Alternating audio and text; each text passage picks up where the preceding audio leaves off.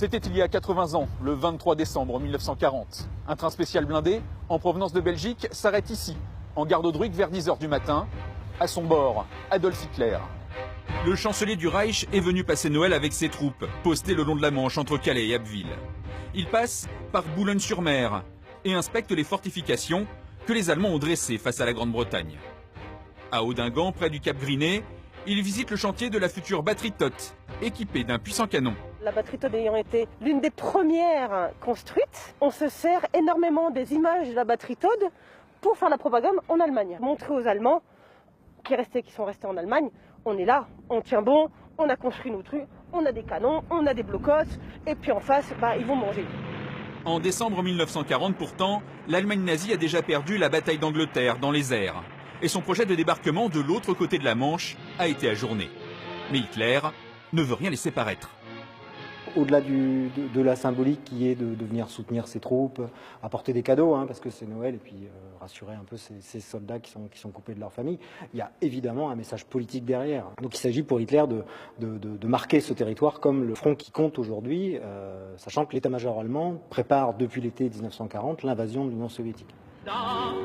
Hitler passe une première soirée avec ses soldats, ici, dans le tunnel de l'Ave Maria au Portel, près de Boulogne-sur-Mer. Le lendemain, le 24 décembre, il se rend en voiture jusqu'à Dèvres, à la rencontre cette fois d'une escadre de pilotes de chasse. Sur la côte de la Manche, le soir du réveillon, le Führer est venu à l'improviste fêter Noël au milieu de ses soldats.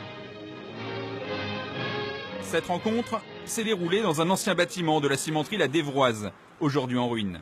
Les habitants des rues voisines avaient été délogés par les Allemands quelques jours auparavant. L'entreprise était stoppée, les alentours étaient évacués et la population est tenue dans l'ignorance. On est dans une logique qui est une logique interne du déroulement de la guerre du côté des nazis. Et la population, elle, est tenue à l'écart et la population doit assumer, elle, ses propres souffrances. Les aviateurs conviés par Hitler opéraient depuis un aérodrome situé sur les hauteurs de la ville, dont il ne reste aujourd'hui que quelques vestiges. Je me trouve ici dans ce qui reste d'un des hangars de la base aérienne allemande de Dèvres pendant la Seconde Guerre mondiale. On peut encore se rendre compte de toute l'envergure de la structure qui permettait d'abriter un chasseur Messerschmitt M109. L'avion quittait ce hangar, empruntait cette route et partait décoller juste en face, dans ce champ. Star de la propagande nazie, les pilotes de chasse fascinent alors la population allemande. Ce 24 décembre, Hitler va également rendre visite près d'Abbeville, au plus célèbre d'entre eux, Adolf Galland, l'homme à la fine moustache, ici à ses côtés. C'est pas un hasard si on le filme avec Adolf Galland, qui est déjà connu comme un as en Allemagne, qui a remporté de très nombreuses victoires, qui est depuis l'été 1940 nommé commandant d'une unité de chasse et qui participe évidemment au combat. Il y a toute cette symbolique derrière et cette propagande autour de cette armée de l'air qui porte cette offensive contre l'Angleterre.